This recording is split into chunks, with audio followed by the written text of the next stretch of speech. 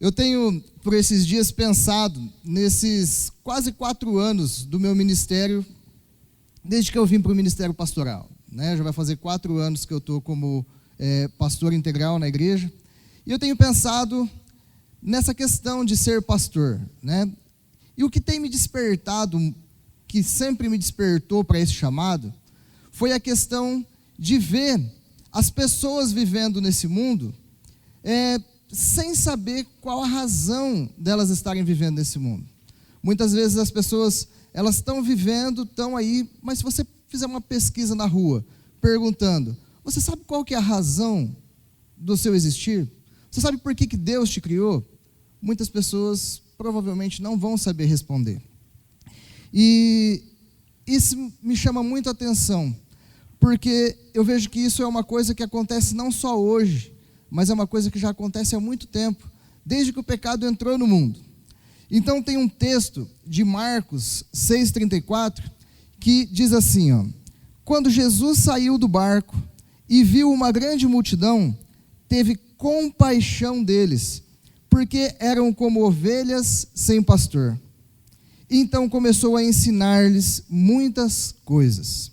Esse texto ele me chama a atenção porque diz aqui que Jesus viu aquela multidão e ele se compadeceu delas porque elas eram como ovelhas sem pastor. Agora você imagina como que é uma ovelha sem pastor. Uma ovelha sem pastor, ela não consegue encontrar alimento, ela não sabe ir sozinha até o lugar onde tem os pastos verdejantes, as comidas boas. Uma ovelha sem pastor, ela não sabe se defender das feras, ela não consegue se defender dos lobos, dos tigres, onças, leões, eles não conseguem. Uma ovelha sem pastor, ela se perde facilmente. E uma ovelha sem pastor, ela fica perdida, sem saber para onde ir, sem saber onde encontrar alimento, o que fazer. Então, quando eu leio esse texto ele desperta em mim esse chamado. Porque eu tenho entendido que eu, como pastor, eu tenho esse chamado de levar as pessoas a encontrar o lugar delas, a encontrar a razão delas estarem nesse mundo. Então tem um outro texto, que quando eu leio esse primeiro, esse segundo já me vem à mente, que é o texto de João 21, do versículo 15 ao 17, que diz assim, depois de comerem, Jesus perguntou a Simão Pedro, Simão, filho de João, você me ama realmente mais do que estes? Disse ele, sim, Senhor, tu sabes que te amo. Disse Jesus, cuide dos meus cordeiros. Novamente Jesus disse, Simão, filho de João, você realmente me ama? E ele respondeu, sim, Senhor, tu sabes que te amo.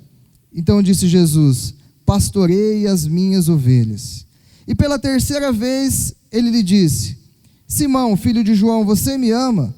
Então Pedro ficou magoado por Jesus lhe ter perguntado pela terceira vez, você me ama? E lhe disse, Senhor, tu sabes todas as coisas e sabe que te amo. Disse-lhe Jesus, cuide das minhas ovelhas. Esses 2 textos me chamam a atenção porque quando eu estou lendo esse texto de João, para mim, é como se Deus estivesse falando para mim, Everton, você me ama? E eu falo, sim, Senhor, eu amo. Então cuida das minhas ovelhas. Todas as vezes que eu leio esse texto, eu ouço Deus falando comigo, você me ama? Então cuide das minhas ovelhas. Então as ovelhas, as nossas ovelhas, os irmãos que estão na igreja não são minhas ovelhas, são ovelhas de Cristo, são ovelhas de Deus, e eu sinto esse chamado de cuidar das ovelhas que não são minhas, mas que são de Deus. E eu tenho pensado nessas pessoas que estão por aí, muitas vezes perdidas, sem saber qual a razão delas estarem nesse mundo, muitas vezes perdidas, procurando um caminho, procurando uma palavra, assim como aquelas pessoas estavam perdidas, estavam lá como ovelhas sem pastor, aquela multidão que Jesus se compadeceu delas. Pessoas como ovelhas sem pastor.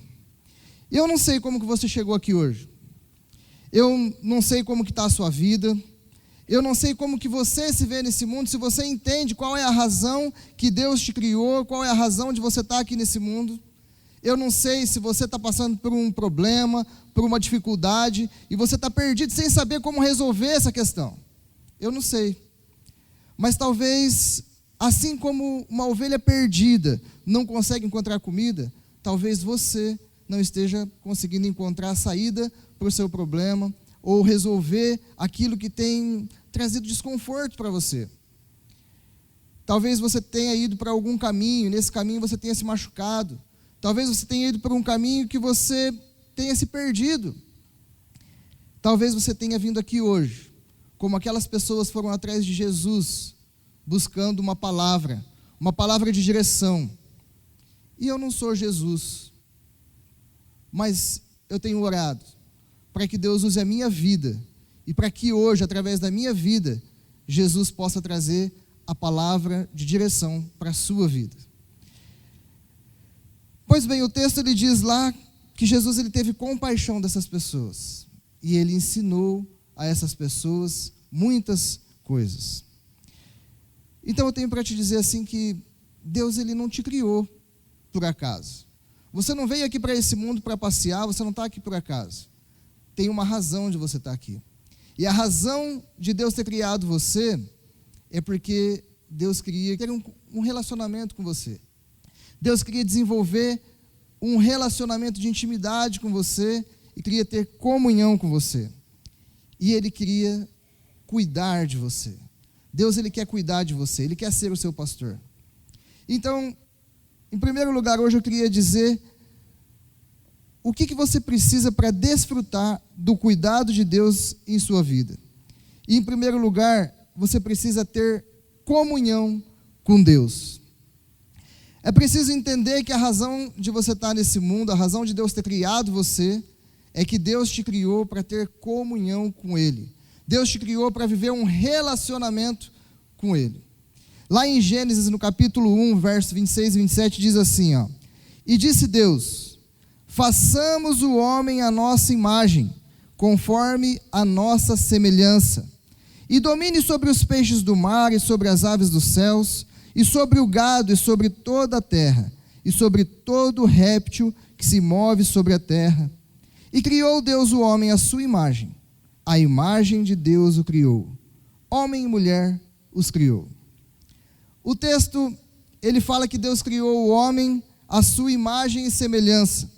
E nós percebemos que Deus ele deu para o homem alguns atributos que ele não deu para mais nenhuma outra criatura que ele criou. O primeiro atributo que ele deu para o homem foi o domínio sobre a terra.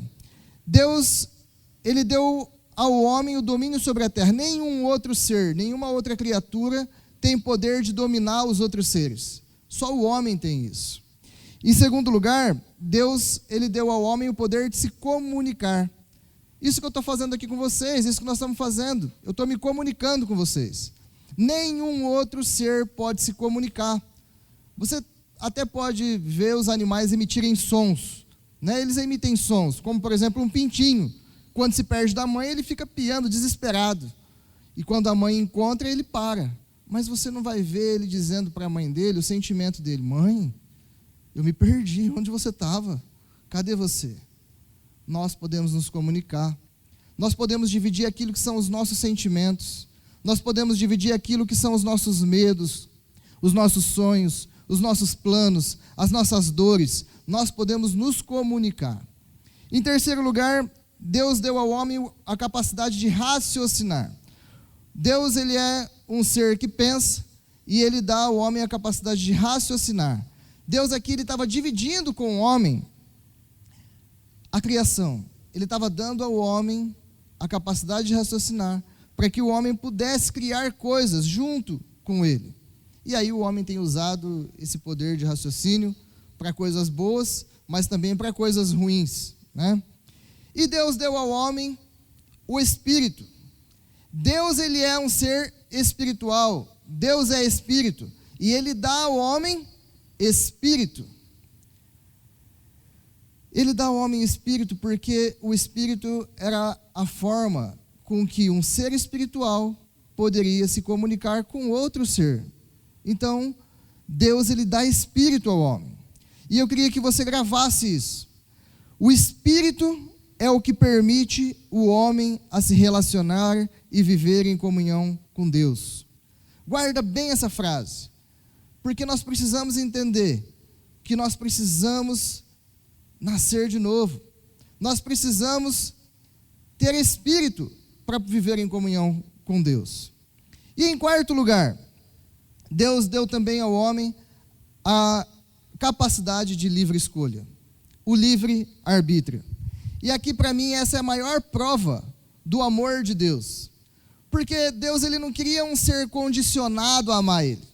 Deus, ele não queria um ser que tivesse hora marcada para ir lá amar, ou que amasse ele simplesmente por instinto. Mas Deus queria alguém que pudesse escolher amar ou não amar ele. Porque Deus é amor, e ele queria ter alguém para amar e alguém para se sentir amado. Mas quando ele dá o livre-arbítrio para o homem peca. Né? O fato do homem ter o livre-arbítrio, ele tem agora a capacidade de escolher, e ele escolhe pelo pecado. E pelo fato do homem ter pecado, né? Como nós vemos lá no capítulo 3 de Gênesis, o homem pecou, e quando ele pecou, ele perdeu o espírito. O homem, quando ele peca, ele perde o espírito, ele morre espiritualmente. Satanás, ele usa a serpente para falar ali, né? Deus disse que você não pode comer do fruto que está no meio do jardim. E a Eva fala, não, só do que está no meio do jardim nós não podemos comer, porque se eu comer eu morro. Deus sabe que se você comer, você vai ser igual a ele, você não morrerá. Ele conta uma mentira, e eles comem, e eles morrem espiritualmente, perdem o espírito. E eu fico pensando nessa questão de quando o homem perde o espírito, ele passa a viver um vazio, dentro de si. Eu trabalhei muito tempo com telefonia celular, e eu gosto de fazer um paralelo entre o homem e o celular, né? Eu fico pensando que quando o cara que desenvolveu o celular, ele desenvolveu o celular com um propósito, ele tinha um propósito para desenvolver o celular. Ele queria desenvolver um aparelho que as pessoas pudessem fazer ligação e receber ligação de qualquer lugar que elas estivessem. Então ele criou o telefone celular. E lá nesse telefone celular, ele colocou um chip, e nesse chip tem uma linha. E é essa linha que permite o telefone celular se comunicar com a torre. Mas só que se a gente for lá e tirar o chip, tirar aquela linha, o celular, ele não se comunica mais com a torre. Ele continua sendo um celular, mas ele não tem a capacidade de se comunicar com a torre. E assim como nós fomos criados por Deus, e Deus nos deu espírito, nós perdemos o espírito. Nós continuamos sendo homens, mas agora mortos espiritualmente. Nós não temos mais como nos comunicar com Deus. Nós perdemos esse espírito. E então nós somos criados por Deus para ter comunhão com Ele. Mas essa não é a condição em que nós nos encontramos hoje, quando nós nascemos nesse mundo. Porque nós perdemos o espírito. E quando nós perdemos o espírito, nós nascemos já, separados de Deus, por herança de Adão e Eva, e nós nascemos sem espírito. E nós não podemos viver uma comunhão com Deus, nós não podemos ser cuidados por Deus, se nós estivermos separados dele. Você pode, assim como você pode ter o melhor celular que for, celular mais completo, que tem todas as funções, se ele não tiver o chip, ele não vai fazer ligação. Você, assim como eu e qualquer outra pessoa, pode ser a pessoa mais perfeita. Alguém que não bebe, não fuma, não conta mentira, alguém que tem uma vida politicamente correta, alguém que paga suas contas em dia, faz tudo certo, ajuda as pessoas, mas ainda assim você não pode ter o espírito, porque você perdeu o espírito. Quando o homem pecou, ele perdeu essa comunhão. Então nós olhamos para o celular hoje, nós vemos que o homem foi colocando funções no celular, foi dando a ele jogos, calculadora, a função de Wi-Fi, internet e tudo mais, mas se ele tivesse um chip, mesmo assim ele não faz ligação. O homem ele foi se aprimorando, o homem foi recebendo conhecimentos. Então hoje nós podemos seguir uma lista de padrão que a sociedade coloca do que é ser ou não politicamente correto, mas mesmo assim nós não teremos comunhão com Deus se nós não tivermos Espírito. Nós iremos viver com um vazio na nossa vida. Um vazio, porque nós perdemos aquilo para qual nós fomos criados. Tem pessoas que buscam preencher esse vazio de todas as formas. E o mundo ele vem aí com um cardápio farto, dizendo, olha, eu tenho o que pode preencher o seu vazio. Eu tenho dinheiro, poder, relacionamento, trabalho, eu tenho várias coisas, fama, e as pessoas elas têm incessantemente buscado preencher o vazio da alma, buscando achar alguma coisa no mundo que possa trazer esse prazer, que possa trazer essa satisfação, mas nada dessas coisas pode realmente preencher o nosso vazio. E é impossível alguém desfrutar do cuidado de Deus sem compreender primeiro que a razão de você ter sido criado foi para que você tivesse comunhão, mas que você nasce separado de Deus. E que não há nada que você faça pelas suas próprias mãos para que você tenha esse Espírito de volta e que você possa ser cheio do Espírito. É impossível você conseguir conquistar a vida eterna pelas suas próprias mãos. Algumas pessoas, depois de ter tentado tanto, em todas as coisas, e não ter encontrado lugar nenhum, então algumas pessoas entendem que só o que pode preencher é Deus. E aí elas vão para a igreja. E aí elas vão para a igreja atrás de Deus, atrás de encontrar esse relacionamento com Deus, de desenvolver esse relacionamento com Deus. E aí sabe o que acontece? Às vezes as pessoas vão lá e fazem uma listinha de pode e não pode. Às vezes até usa os 10 mandamentos para dizer, ó, não posso matar, não posso roubar, não posso cobiçar a mulher do próximo, porque se eu seguir essa lista, eu vou ter uma vida padrãozinho, vou agradar o coração de Deus, então logo Deus vai me abençoar. Mentira, pegadinha do diabo. A Bíblia diz que aquilo que nós fazemos pelas nossas próprias mãos, em busca da salvação, ou em busca de estar na presença de Deus, para Deus é como se fosse trapos de imundície. Não vale de nada. E aí o que a gente faz então? Se eu não posso fazer nada, o que eu preciso fazer? Para mim tem um texto que responde essa pergunta, que está lá em João 3,16, que diz assim, ó, porque Deus amou o mundo de tal maneira, que deu seu Filho unigênito, para que todo aquele que nele crê não pereça, mas tenha a vida eterna. O texto está dizendo que Deus amou o mundo de tal maneira, que Ele queria tanto ter um relacionamento com o homem, que mesmo o homem tendo pecado, Ele arruma uma forma de solucionar o problema do homem, mas não no homem. Porque se a justiça dizia que o salário do pecado era a morte, e que uma morte precisaria acontecer, então uma morte acontece, mas não no homem, em Jesus. Deus ele envia Jesus, Ele envia o seu Filho para morrer no meu e no seu lugar, e para fazer justiça por nós. E o texto ele continua dizendo que todo aquele que nele crê, todo aquele que crê que Jesus veio ao mundo para morrer por mim, para morrer por você, para fazer justiça por nós, para nos devolver a vida eterna e nos colocar na presença de Deus, então esse não perece, mas esse tem a vida eterna. Quando nós cremos que Jesus, lá na cruz do Calvário, morreu para pagar o preço do meu pecado, do seu pecado, nós nascemos de novo. E nós recebemos o Espírito sobre as nossas vidas. O problema é que quando nós recebemos o Espírito, não treme o chão, não cai fogo sobre a cabeça, mas acontece que às vezes a gente acorda no outro dia, e a gente volta a viver aquilo que nós sempre vivemos, a fazer aquilo que nós sempre fazemos, mas parece que tem alguém dizendo assim, ó, não vai por aí não faz isso, ou, por que você fez isso, por que você falou aquilo? E aí nós vamos sendo moldados por Deus. Sabe aquela listinha que quando a gente chega na igreja a gente quer fazer, e a gente nunca consegue seguir, agora a gente começa a fazer. Mas não é porque alguém pediu, porque agora é a vontade de Deus que está sendo impressa na nossa vida, e a vontade de Deus que está te indicando a direção que você deve seguir.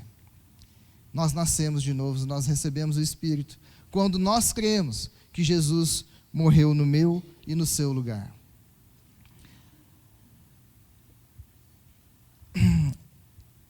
Isso é muito fácil da gente fazer, é tão simples, mas é tão difícil. E é difícil porque é só aceitar o perdão de Deus para as nossas vidas e aceitar que Jesus morreu por nós. Mas algumas pessoas têm dificuldade de aceitar o perdão. Por que as pessoas têm dificuldade? Eu vejo duas grandes dificuldades. A primeira são as pessoas que têm dificuldade de aceitar o perdão porque elas acham que não precisam de perdão. Pastor, eu não bebo, eu não fumo, eu tenho uma vida tranquila, eu já tenho aquela listinha, já estou seguindo. Não bebo, não fumo, minha vida é tranquila, eu não tenho do que me arrepender. Por que eu preciso do perdão de Deus? Então as pessoas elas têm dificuldade de receber o perdão porque elas acham que não precisam de perdão. Mas lá em Romanos 3:23 diz assim, porque todos pecaram e destituídos estão da glória de Deus. Todos pecaram. Todos nós nascemos em pecado. E todos nós precisamos de perdão. Algumas outras pessoas têm dificuldade de receber o perdão porque elas acham que para elas não tem perdão. Eu vejo muito isso lá na penitenciária, onde nós temos um trabalho, e tem algumas pessoas que falam, pastor, para mim não tem mais jeito. Para mim não dá mais. Pastor, eu já cometi tanta coisa. Eu já matei. Eu já causei tanto mal. Para mim não tem mais jeito. E às vezes eu, Everton, eu tenho vontade de olhar para ele e falar, é verdade. Não tem mais jeito para você não, cara. Mas como Deus tem me ensinado. Como Deus tem me ensinado nessas questões com esse pessoal. E Deus tem falado para mim assim, para de colocar limite naquilo que eu posso fazer. Porque eu enviei meu filho para morrer uma vez por todas e uma vez por todos. Então não importa o que você fez, não importa aquilo que você já viveu, Deus morreu na cruz, mandou Jesus para morrer na cruz por você. E lá o seu pecado foi pago. Não tem mais peso nenhum sobre a sua vida. O que você precisa é aceitar o perdão de Deus. Através de Jesus na cruz do Calvário. Aceita. É só você aceitar. É só você se entregar. É só você se colocar diante dele e dizer, Senhor, eu tenho vivido minha vida toda tentando fazer aquilo que é a minha vontade. Mas hoje, eu não quero mais fazer a minha vontade. Eu quero fazer a sua, porque eu reconheço que eu preciso viver por esse Espírito. Então, tem muitas pessoas aqui que já declararam isso publicamente através do batismo. Talvez tenha pessoas que estão aqui se identificando com esse processo de ter recebido o Espírito, de ter ido lá declarar publicamente, falar, pastor, eu já passei por tudo isso. E o que eu tenho para te dizer é que ainda bem, meu irmão, ainda bem. Talvez tenha pessoas que ainda não tenham aceitado Jesus e hoje seja a oportunidade de aceitar. Hoje seja o momento que Deus está preparando para você olhar para aquilo que você tem vivido e dizer, Senhor, hoje é o dia em que eu quero entregar a minha vida no teu altar. Hoje é o dia que eu quero reconhecer que o Senhor pagou o preço do meu pecado para que eu tenha essa vida eterna. Talvez hoje seja o momento. Mas para aqueles que já aceitaram Jesus e que já viveram com Jesus, o que eu tenho para dizer para você é que não basta você aceitar Jesus. Para você desfrutar do cuidado de Deus, é preciso, em segundo lugar, que você permaneça conectado com Deus. É preciso permanecer conectado com Deus. Quando nós entendemos a nossa condição nesse mundo, nós compreendemos a obra de Cristo na cruz, nós nascemos de novo. E nós recebemos o Espírito em nossas vidas. E aí aquilo que nós vamos fazendo, nós vamos deixando de ser o Deus das nossas próprias vidas, nós vamos deixando de viver pelo nosso conhecimento, deixamos de viver por aquilo que nós dizíamos que sabíamos o que era melhor para nós, e passamos a viver aquilo que é a vontade de Deus. Nós passamos a colocar Deus diante de cada passo, diante de cada atitude, dizendo, Senhor, me mostra aqui o que eu faço, como que eu falo, para onde eu vou. Nós vamos vivendo isso, mas sabe qual que é o problema? O problema é que quando nós recebemos o Espírito, nós não perdemos o nosso conhecimento que nós tínhamos antes. Nós continuamos com o nosso conhecimento. Nós continuamos com a nossa sabedoria. E às vezes nós vamos deixando o Espírito de lado. E nós passamos então a tirar Deus de algumas situações e nós voltamos a agir com as nossas próprias forças. Nós passamos novamente a ser o Deus da nossa própria vida. Nós vamos às vezes abrindo concessões para pequenos pecados e esses pecados vão nos afastando de Deus. Não quer dizer que Deus te abandonou. Às vezes você já aceitou Jesus, está se sentindo perdida. E aí você fala, mas o que está acontecendo? Eu já aceitei Jesus.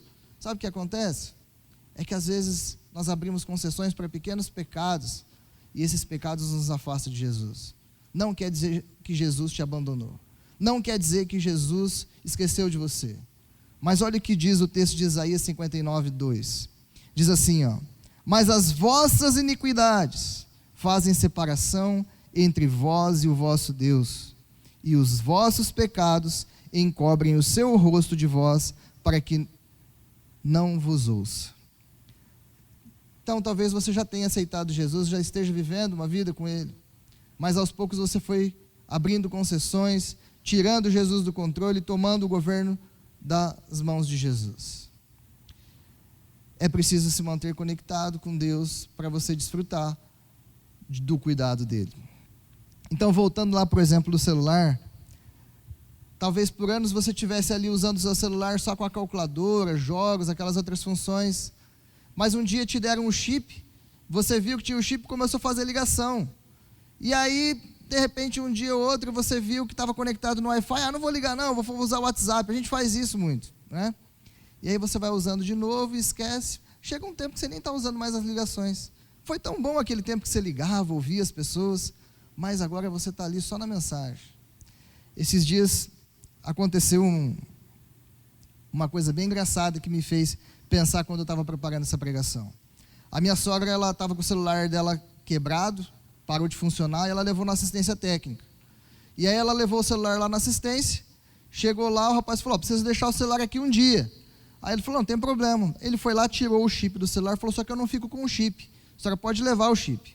Ela colocou o chip na bolsa, pegou o celular, pegou e foi para casa. No outro dia ele ligou o celular, está pronto. Ela foi lá, pegou o celular, colocou na bolsa e foi embora. Chegou em casa, o que aconteceu? O celular dela já estava programado com a senha do Wi-Fi da casa dela. Então conectou no Wi-Fi, ela pegou o celular, já começou a usar o Wi-Fi, mandando mensagem e tal. No outro dia foi trabalhar, lá no trabalho dela também estava conectado no Wi-Fi, então para ela estava tudo funcionando maravilha. E assim foi, passou aí uns 60 dias. E aí, um belo de um dia, ela sai do serviço e o carro quebra. E aí, ela vai tentar fazer ligação, e o celular não faz ligação.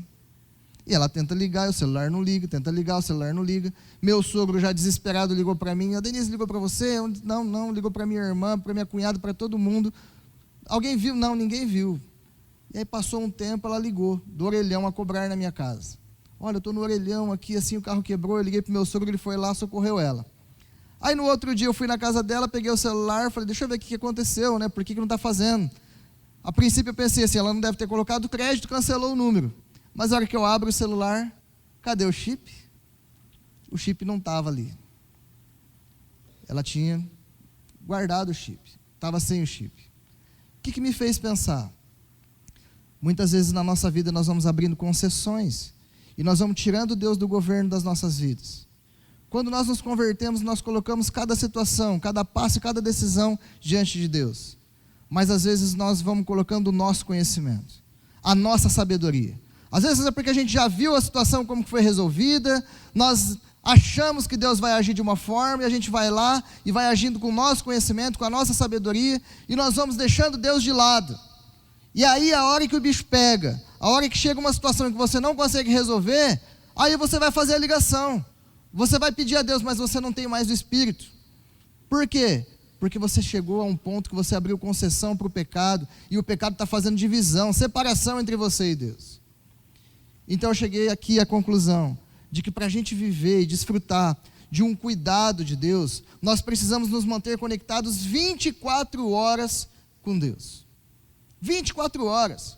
Nós não podemos abrir concessão nem um minutinho. Nós temos que colocar Deus diante de cada situação, não importa qual seja ela, se seja a mais simples ou a mais difícil. No batismo nós declaramos publicamente: Senhor, eu estou vindo aqui para declarar que a vida que eu vou viver não é mais para mim, mas é para o Senhor.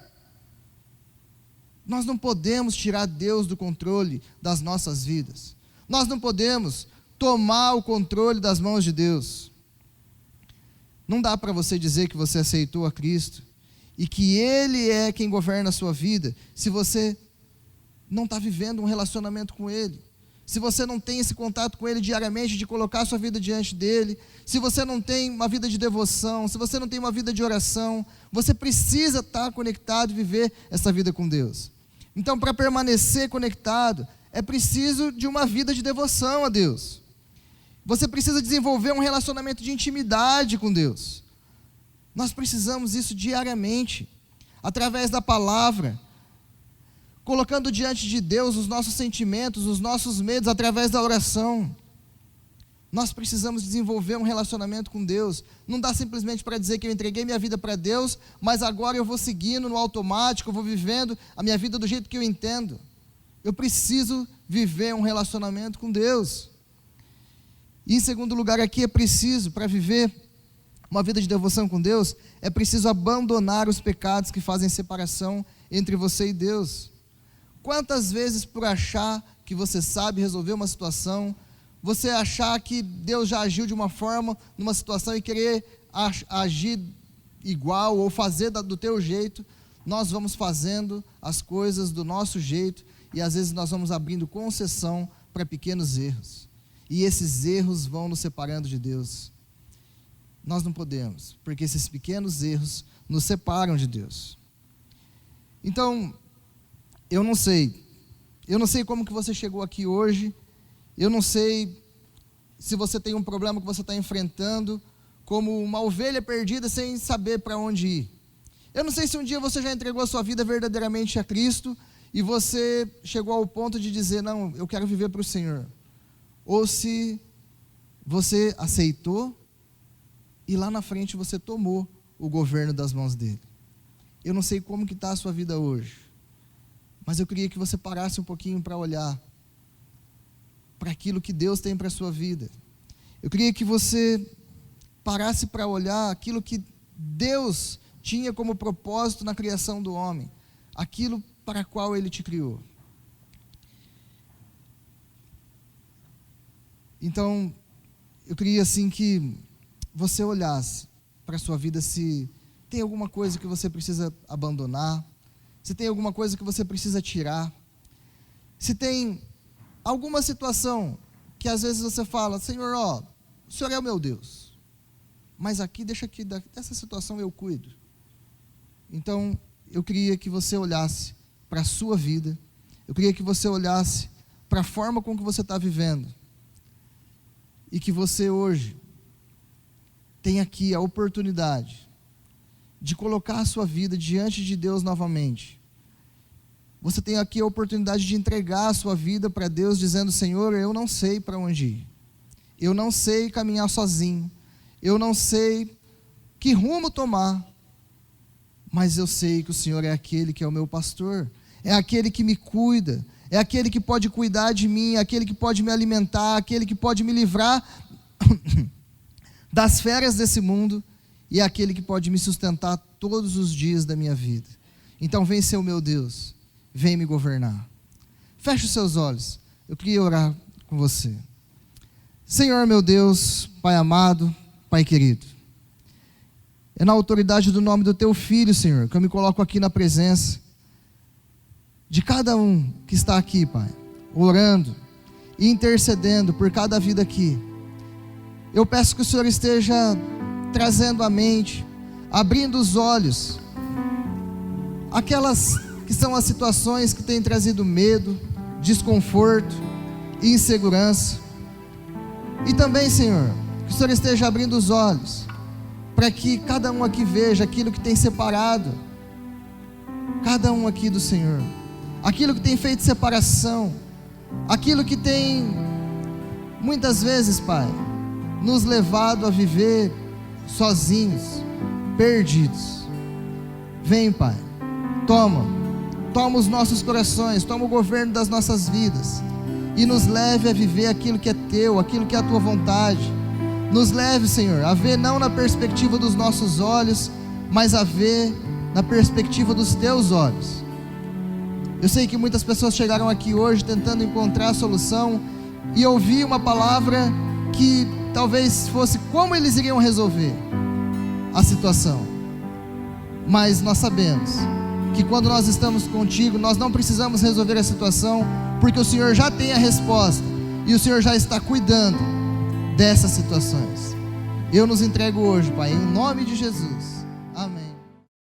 Missionária Central de Maringá.